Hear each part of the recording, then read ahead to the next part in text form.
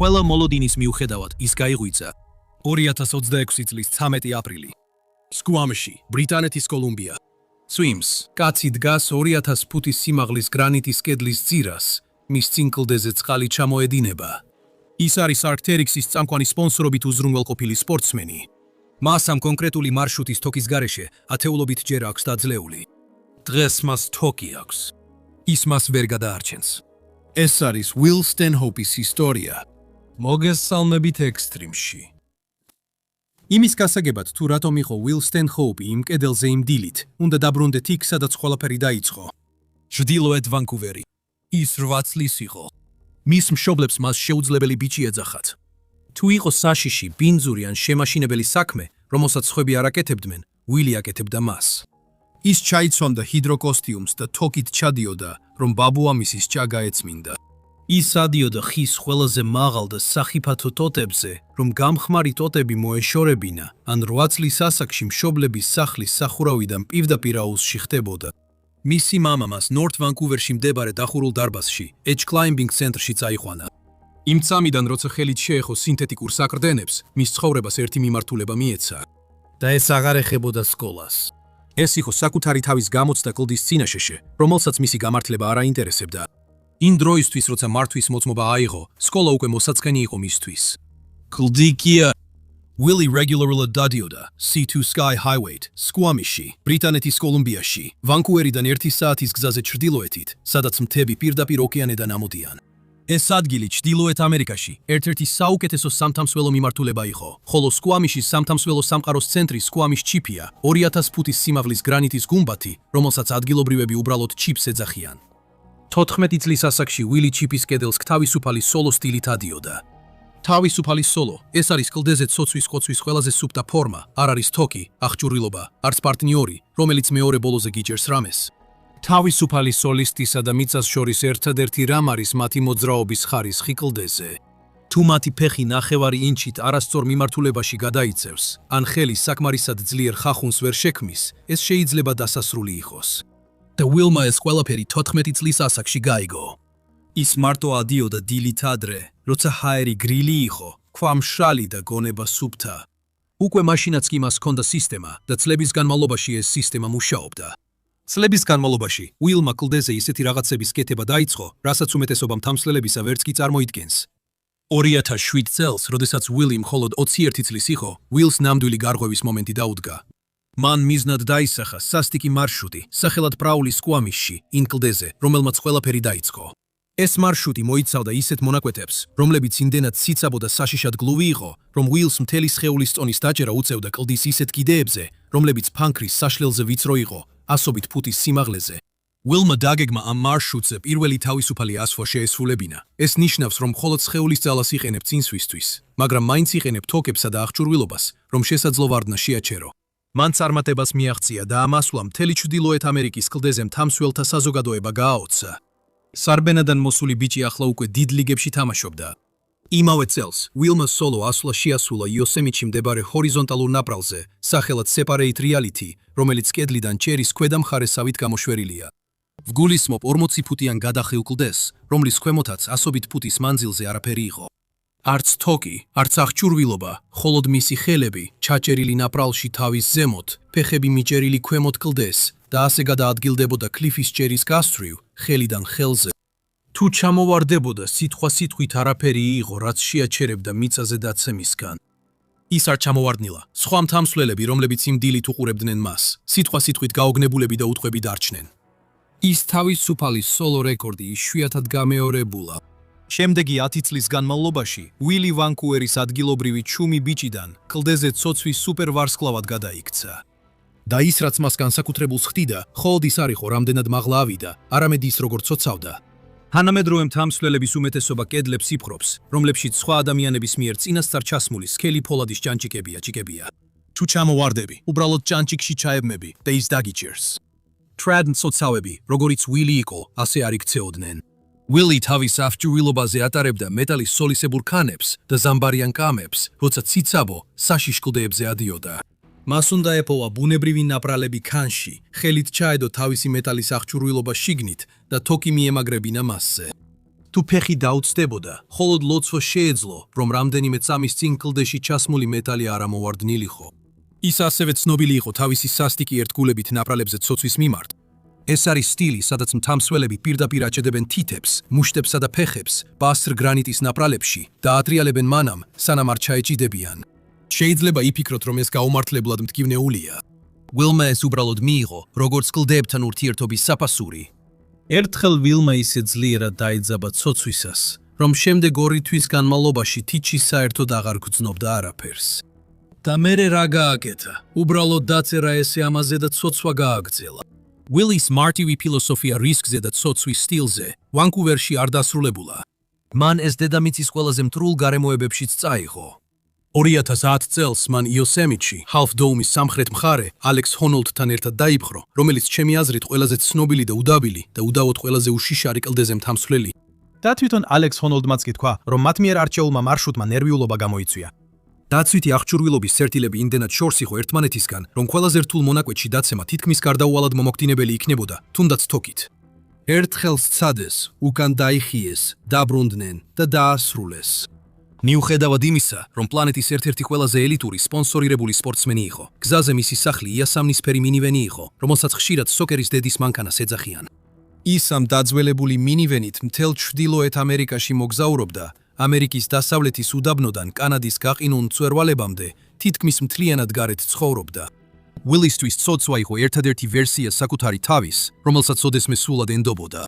ალექს ჰონოლდმა ერთხელ მას მთამსვლელი უწოდა. ისეთი ტიპი, რომელსაც უბრალოდ კოცონთან ჯდომა და დიდი თავგადასავლების გაზიარება უნდოდა. არც დიდება, არც სპონსორები, მხოლოდ კლდე. მაგრამ ის ასვლა, რომელმაც ვილ სტენჰოუპის კარიერა განსაზღვრა, 2011 წელს დაიწყო და 2015 წლამდე არ დასრულებულა. ეს ბრიტანეთის კოლუმბიის მთიანეთში მოხდა, 2000 ფუტის გრანიტის კოშკზე, რომელსაც სნოუპეჩ სპაირი ეწოდება. ეს ადგილი იმდენად შორეული იყო, რომ უმეტესმა მთამსვლელმა ის მხოლოდ ფოტოებზე ნახა. იქ მისასვლელად საჭიროა ვერტმფრენით გაფრენა ხეობაში, რომელიც გლაციებითაა გარშემორტყმული და ისეთი სიმაღლეა, სადაც ჰაერი იშვიათია და შტორმები უეცრად მოდის. არც გზა არსებობს, არც ბილიკი და გასასვლელი მხოლოდ ისაა, რომლითაც შემოხვედი. იმ კოშკის აღმოსავლეთ მხარეს ვილმა მონიშნა ხაზი, რომელსაც სხვა მთამსვლელები შეხედავდნენ და შემდეგ უარს ამბობდნენ. ის მოიცავდა 13 სრულ მონაკვეთს ცოცვაში, ისეთი სივრცელის დონეზე, სადაც მსოფლიოს საუკეთესო მთამსვლელებიც კი იბრძვიან და მარცხდებიან. მარშრუტი იმდენად რთულია, რომ თითოეული ბრტყელის მცირე განსხვავებაც კი განსაზღვრავს, შესაძლებელია თუ არა მისი გავლა. ვილმა თავის პარტნიორ მეტ სეგალთან ერთად 4 წლის განმავლობაში 100-ზე მეტი დღე გაატარა ამ ხაზის შესწავლაში. და 2015 წლის 14 აგვისტოს მათ საბოლოოდ გააკეთეს ბოლო მცდელობა. მოცოცვისას იყო ისეთი მონაკვეთები, სადაც ვილი იძულებული იყო თითები ჩაეყო ულტრათხელ, გაკინულ ნაპრალებში და სახსრები დაეტრიალებინა, სანამ არ ჩაეკეტებოდა, მხოლოდ იმისთვის, რომ თავი ამოეხვანა. მან ეს 1000-ობით ფუტის მანძილზე გააკეთა. და მათ ეს შეძლეს. მათ ბოლოს და ბოლოს ეს შეძლეს. ეს რჩება ერთ-ერთ ყველაზე რთულ კლდეზე ცოცვად კანადის ისტორიაში. სიმართლე რომ გითხრათ, მე ვიტყოდი, რომ ეს ჩრდილოეთ ამერიკის ცოცვის ისტორიაშიც ერთ-ერთი ყველაზე რთულია. ვილმა თვითონ თქვა, რომ თუ მთას ერთი ხელის დასაჭერი ნაკლები ექნებოდა, სამუდამოდ შეუძლებელი იქნებოდა. მათ თავიანთ მარშრუტს თომ იგანის მემორიალური მარშრუტი დაარქვეს, სახელად საყვარელი კანადელი მთამსვლელის, რომელიც ახალგაზრდობაში გარდაიცვალა. შემდეგ წლებში არავის გაუმეორებია ეს მარშრუტი და ვეღარც ვერავინ გაიმეორებს, რადგან 2022 წელს კლდის ჩამონგრევამ მარშრუტის კრიტიკული ნაწილი სამუდამოდ გაანადგურა. მარშრუტი, რომელიც ვილმა დაიპყრო, ახლა დედამიწაზე ფიზიკურად აღარ არსებობს. მაგრამ ეს მიღწევა რჩება. ამ ეტაპზე ვილის იგნორირება უბრალოდ შეუძლებელი იყო. გარე აქტივობების ინდუსტრიის ყველაზე დიდი ბრენდები თავად უკავშირდებოდნენ. ის გახდა Arc'teryx's ერთ-ერთი მთავარი სპონსორირებული სპორტსმენი. ეს ცოცვაში იგივეა, რაც Nike-თან ან Adidas-თან კონტრაქტის გაფორმება. მას ასევე მხარს უჭერდნენ DMM, ლეგენდარული აღჭურვილობის ბრენდი Wells-დან და Maxim Ropes-ი. ვილმა ამით არ დაასრულა. ის თავადაც გახდა ამბების მთხრობელი, წერდა წამყვანი კლაიმბინგის ჟურნალებისთვის და მონაწილეობდა Real Rock-ში, სპორტის ყველაზე პრესტიჟულ ფილმტურში. ის გამოჩნდა National Geographic-ში. ვილ სტენჰოუპი გარე სამყაროს წარუდგინეს როგორც გაბედული, თავგადასავლების მოყვარული კანადური სულის სახე. ისეთი ტიპი, ვისთანაც გინდა კოცონთან დაჯდე. და ალბათ ნაწილობრივ, სწორედ ეს იყო მისი ნამდვილი სახე. მაგრამ მიღწევების, პუბლიკაციების და სპონსორების მიღმა ვილს პრობლემა ჰქონდა. მოусმინე, სოცვა საშიში სპორტია, ვილი ამას ნამდვილად იცოდა. მაგრამ საფრთხის ცოდნა და დანაკარგების გადატანა ორი სრულიად განსხვავებული რამაა. 2017 წელს ვილის ახლო მეგობარმა ჰეიდენ კენედიმ სიცოცხლე თვითმკვლელობით დაასრულა. კენედი იყო ერთ-ერთი საუკეთესო ახალგაზრდა ალპინისტი ჩრდილოეთ ამერიკაში 27 წლის და ის ახლახან გადაურჩა ზვავს მონტანას შორეულ მთაზე, რომელმაც მისი მეკლდეურობის პარტნიორი ინგა პერკინსი იმსხვერპლა. მან ვერ შეძლო იმ ტრავმასთან ცხოვრება, რაც ამ მოვლენამ გამოიწვია და გადაწყვიტა სიცოცხლე თვითმკვლელობით დაესრულებინა. მომდევნო წელს 2018-ში მარკ ანდრე ლეკლერი ალასკაზე ზვავში დაიღუპა. ლეკლერი იყო ჩუმი, ბრწყინვალე კანადელი მთამსვლელი, რომელიც მთებში ისე გადაადგილდებოდა, როგორც სხვა ვერავინ. შემდეგ კიდევ ერთი ახლო მეგობარი, მაიკლ გარდნერი, ნეპალის მთებში დაიღუპა. ეს უკვე 3 ადამიანია, ვისთანაც ვილმა ერთად იარა, ბანაკში დარჩა და ერთად ცოცავდა. 3 ადამიანი, რომლებიც ზუსტად ესმოდათ ის ცხოვრება, რომელსაც ვილი ეწეოდა, რადგან თავადაც ასე ცხოვრობდნენ და ახლა ისინი აღარ არიან. მეტ სეგალმა, მისმა პარტნიორმა ტომ იგანის მარშრუტზე, მომდევნო მოვლენები მტკივნეული სიმარტივით აღწერა. ყოველი დაკარგული მეგობარი ვილზე ძალიან მძიმედ მოქმედებდა და ეს დამოკიდებულების სახით გამოვლინდა.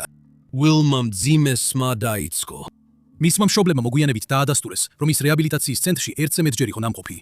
მისმა დამ საჯაროდ დაწერა იმ სერიოზულ ფსიქიკურ პრობლემებზე, რომლებსაც ვილი აწკდებოდა. და კიდევ რაღაც იყო. 2025 წლის დეკემბრისთვის ვილ სტენჰოპს ბრიტანეთის კოლუმბიის პროვინციამ 9 სისხლის სამართლის ბრალდება წაუყენა. ბრალდებები მოიცავდა სექსუალურ ძალადობას, შენობაში უკანონოდ შეჭრას, კრიმინალურ შევიწროებას, 4 ეპიზოდს ძალადობისა და 2 ეპიზოდს ხულიგნობის. საჯარო ჩანაწერების მიხედვით, ეს ცალკეული შემთხვევები ერთ წელიწადში სკუამიშში მოხდა 2024 წლის ნოემბრიდან 2025 წლის ნოემბრამდე. მას ჩანიშნული ჰქონდა სასამართლო პროცესი ჩრდილოეთ ვანკუვერის პროვინციის სასამართლოში 2026 წლის 14 დეკემბერს 5 დღიანი მოსმენისათვის.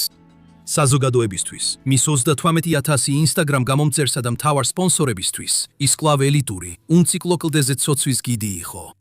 მაგრამ სკუამიშის მჭიდრო საზოგადოებაში მისი სავარაუდო ძალადობრივი ქცევა, როგორც ამბობენ, უკვე ღია საიდუმლო ხდებოდა.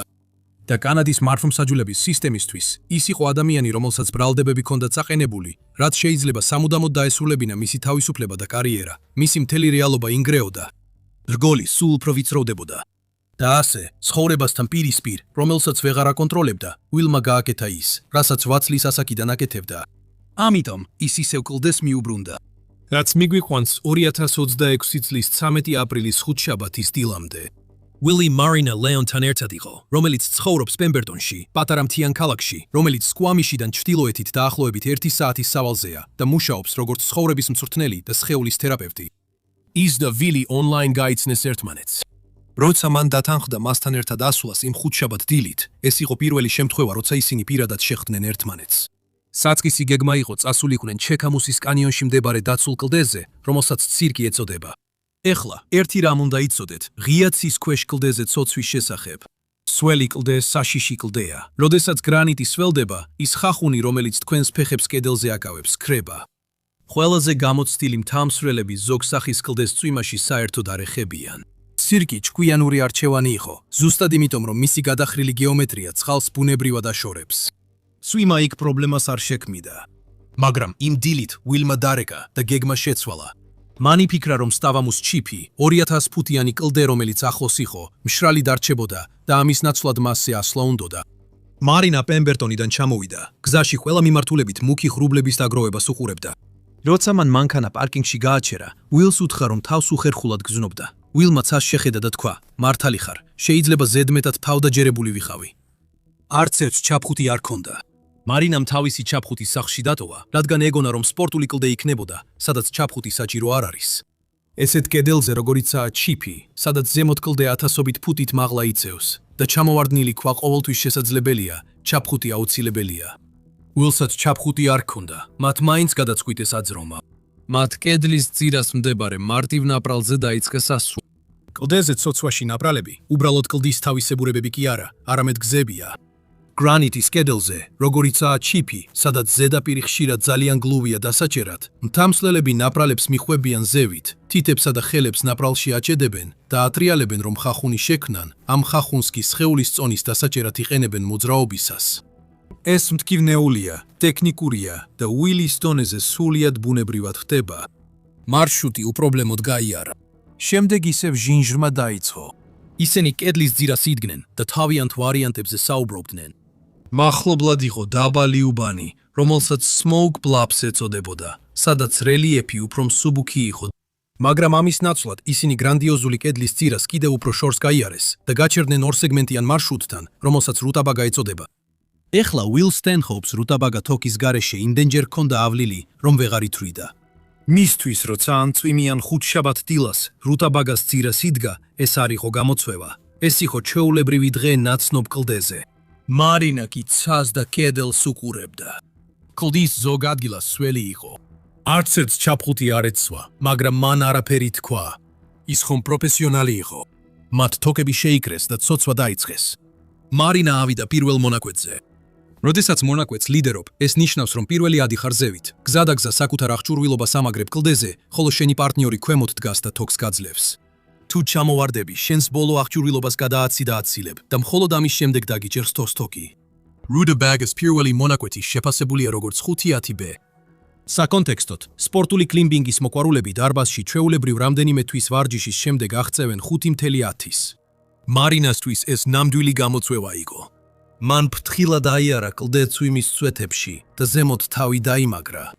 ვილისთვის ჩვეულებრივ 5-10 თბილი გასეირნების სტოლფასი იყო, მაგრამ ეს ჩვეულებრივი დღე არ იყო. ვილმა ქვემოდან დაუძახა, მან ურჩია რომ ჩამოსულიყო. ქვა უფრო და უფრო სველი ხდებოდა. გონივრული იქნებოდა, ჩამოსულიყო და დღე დაესულებინა. მარინა თავის ანკერიდან ირგვლივ მიმოიხედა. ის უკვე იქ იყო ასული და აღჭურვილობა თავის ადგილზე ჰქონდა განთავსებული. ჩამოსვლა ნიშნავდა ყველაფრის ამოღებას და თავიდან დაწყებას. მან ქვემოთ დაუძახა, მე უკვე აქ ვარ ასული, ამოდი შენს და თუ თავს კარგად ვერ ვიგრძნობთ, ერთად ჩამოვალთ. ვილი ავიდა მასთან შესახვედრად და როცა ზემოთ ავიდა, გადაწყვეტილება მიიღო. უსაფრთხოდ ჩამოსვლის ნაცვლად, ისინი ზემოთ ადიოდნენ და მეორე მონაკვეთს ვილი გაუძღვებოდა. მის ზემოთ იყო მეორე მონაკვეთი. ის წამით გაჩერდა და ზემოთ აიხედა.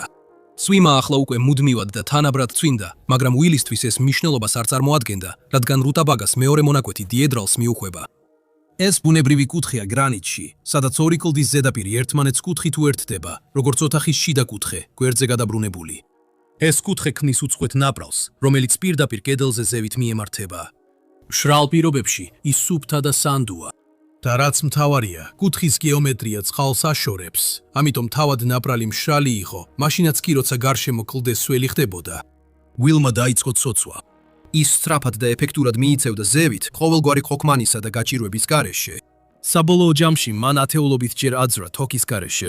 ეხლა როცა დიედრალი მთავრდება მონაკვეთის ზედა ნაწილთან, ცოცვა იცვლება, ხელებისა და ფეხების ბზარში მხარად ჩაჭედების ნაცვლად, უნდა გადახვიდე ღია ოდნავ დახრილ, სრულიად გლუვ კლდის ზედაპირზე, რომელსაც სლაბი ეწოდება. სლაბზე ასასვლელად ვერ დაეკრდნობი არაფრის დაჭერას, რადგან ხელის დასაჭერი არაფერია. ერთადერთი რაც იქ გიჭერს, არის შენი ფეხსაცმლის რეზინის ძირისა და კლდის ზედაპირის შორის არსებული ხახუნი. მშრალ პირობებში ეს ლოგიკურია. სამალაშე ფეხსაცმელი სპეციალურად ისეა შექმნილი, რომ გრანიტის მიკროსკოპულ ტექსტურას საოცარი სანდოობით ეჭიდოს. მაგრამ გახსოვდეთ, სვინდა, ამიტომ რუტაბაგას ზედა დახილი კლდის მონაკვეთი სველი იყო. ეს წამში მოხდა. ერთი წამით, ვილი მარცხნი მოძრაობდა სველ ზედაპირზე, თოკი კი ფეხების უკან მიხვებოდა. შემდეგ წამს მისმა ფეხსაცმელმა კლდესთან კონტაქტი დაკარგა. როცა დასაჭერი აღარაფერი იყო და თოკი ზუსტად არასწორ პოზიციაში გადიოდა, მისი სხეული გადაბრუნდა. მას რეაგირების დრო არ ჰქონდა, არც იმის დრო, რომ რამეს ჩასჭიდებოდა. როცა მთამსვლელი ვარდება, ელოდები, რომ უბრალოდ პირდაპირ ქვემოთ დაეცემა, სანამ თოკი არ გააჩერებს. მაგრამ აქ ასე არ მოხდა. მარინამ ზუსტად არ დაინახა, როდის დაუწდა ფეხი, მაგრამ როცა ისევ აიხედა, ვილი გვერდულად ვარდებოდა, მისი სხეული ჰაერში ძლიერად უკუღმა ტრიალებდა. იმის გასაგებად თუ რატო მოხდა ეს, უბრალოდ თოკი უნდა წარმოიდგინო. როცა ადიხარ, თოკი წელზე გაქვს შეკრული და ის პირდაპირ ქვემოთ, ფეხებს შორის ჩამოდის. მაგრამ როცა კედელზე გვერდულად გადაადგილდები, როგორც ვილმა გააკეთა, რომ დახრილ კლდის მონაკვეთზე გადაედგა ფეხი, თოკი შეიძლება შენს წვივს ან კოჭს უკან გახვეს. თუ ფეხი დაგიცუდა, მაშინ როცა თოკი ფეხს უკან გაქვს, ის მახესავით მუშაობს. როცა ვარდები, თოკი ქვემოდან იჭიმება. ის ძალით გიწევს ფეხებს მაღლა ჰაერში, მაშინ როცა გრავიტაცია შენს მძიმე ზედად ან სქვემს ქვემოთ ქაჩავს. სამის მეასეთში მთლიანად თავდაკირად რეალდები. და სწორედ ეს დაემართა ვილს. ის დაახლოებით 30 ფუტიდან ჩამოვარდა და ქვაში ჩადებული თოკი იდეალურად დაიჭირა და მისი წონა შეიკავა. მაგრამ როდესაც ის მოცუდა, ფეხი პატარა კლდის შვერილს დაეჯახა ჩამოვარდნისას. ამ დარქმამ თოკის მის ფეხს უკან მოხვედრასთან ერთად, მისი სხეული ძალადობრივად უკან გადაისროლა. ის ჰაერში ბორბალივით დატრიალდა. მისი ფეხები ცისკენ იყო მიმართული, ხოლო თავი, როგორც სხეულის ყველაზე მძიმე ნაწილი, ქანქარასავით დაირხა და პირდაპირ მყარ გრანიტს კედელს შეეჯანით ის. კედელს შეეჯახა. და გახსოვდეთ, არც ერთ მათგანს ჩაფხუტი არ ეხურა. ვილის სრულიად გათიშული იყო. ის თოკის ბოლოზე უღონოდ ეკიდა. მარინა მაშინვე მოქმედებაში ჩაერთო. მან დაიწყო მისი ჩამოყვანა თავისი პოზიციისკენ ანკერზე.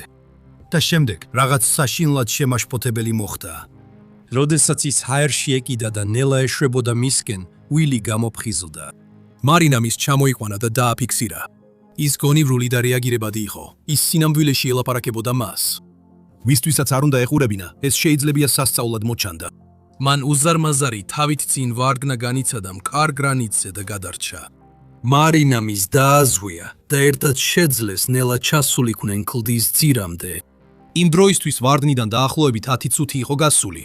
მარინამ მაშინვე 9:1-ზე დარეკა. მან უთხრა, რომ ვილი ძალიან ძიმედ იყო დაშავებული და სთხოვა დახმარება დაუყოვნებლივ გაეგზავნათ. მას ფეხი ჰქონდა მოტეხილი, ერთი თვალი შეშუპებული და სისხლიც სწრაფად ივსებოდა. მაგრამ ის დადიოდა და ლაპარაკობდა. სინამდვილეში ვილი იმდენად აქტიური იყო, რომ რეალურად ეწინააღმდეგებოდა სამაშველო ვერტმფრენის გამოძახებას.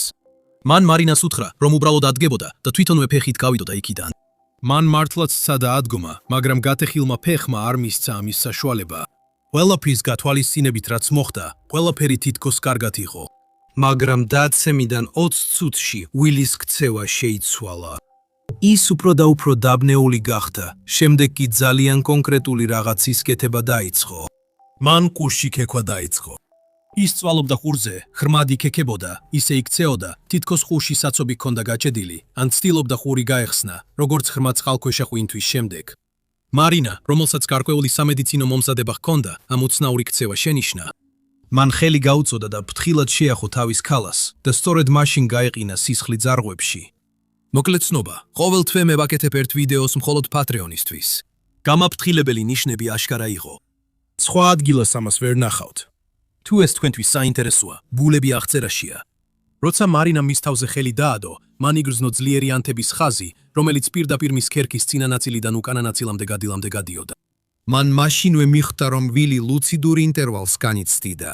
ხედავ, როცა ადამიანს თავის გვერდით მხარეს, ძლიერი ბლაგვი დართმა მოხდება და ჩაფხუტი არ ახურავს, თავის ქალა ხშირად იბზარება.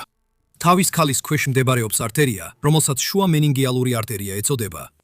თუ მოტეხილობის შედეგად ძვლის ნამსხევები ამ არტერიას დააზიანებს, არტერიული სისხლი მაშინვე იწყებს ჩქეფას იმ პატარა სივრცეში, რომელიც თავის ქალასა და ტვინს შორისაა.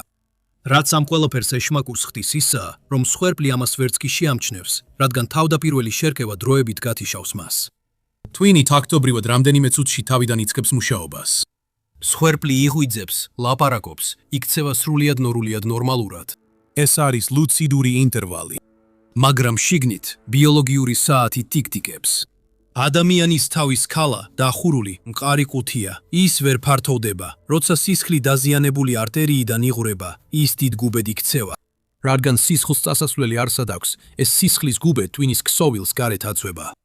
ერთ-ერთი პირველი ფიზიკური სიმპტომი ამ უზარმაზარი დამთრგუნველი წნევის თავის ქალაში არის სავსეობის შეგრძნება ყურის ფარაბნის უკან.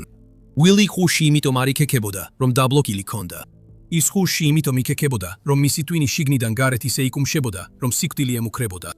ვარდნიდან 50 წუთის შემდეგ სამძებრო და სამაშველო ჯგუფები ფეხით მივიდნენ.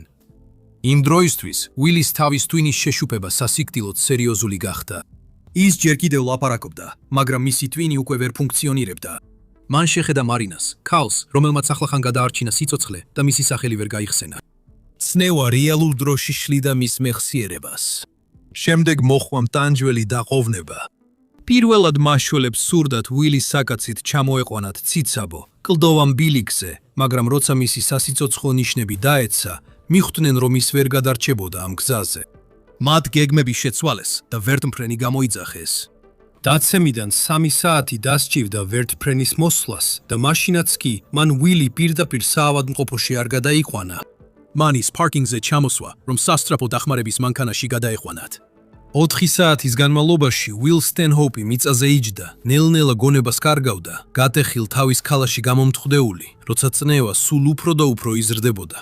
იმ დროისთვის, როცა ის საბოლოოდ საავადმყოფოში მიიყვანეს და გადაუდებელი ოპერაცია ჩაუტარეს, თავის ქალის ნაწილის მოსაშორებლად და შეშუპების შესამსუბუქებლად, ზიანი უკვე მიყენებული იყო და ის კატასტროფული აღმოჩნდა. რამდენიმე დღის განმავლობაში ის თითქოს სტაბილური იყო.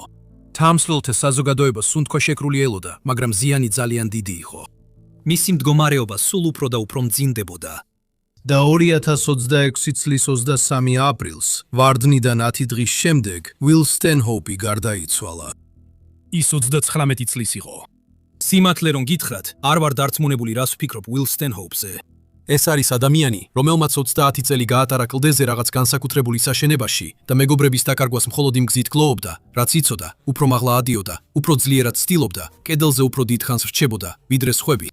ის, როგორც ყველა ამბობს, ვინც მას ყველაზე კარგად იცნობდა, ნამდვილად ნიჭიერი იყო.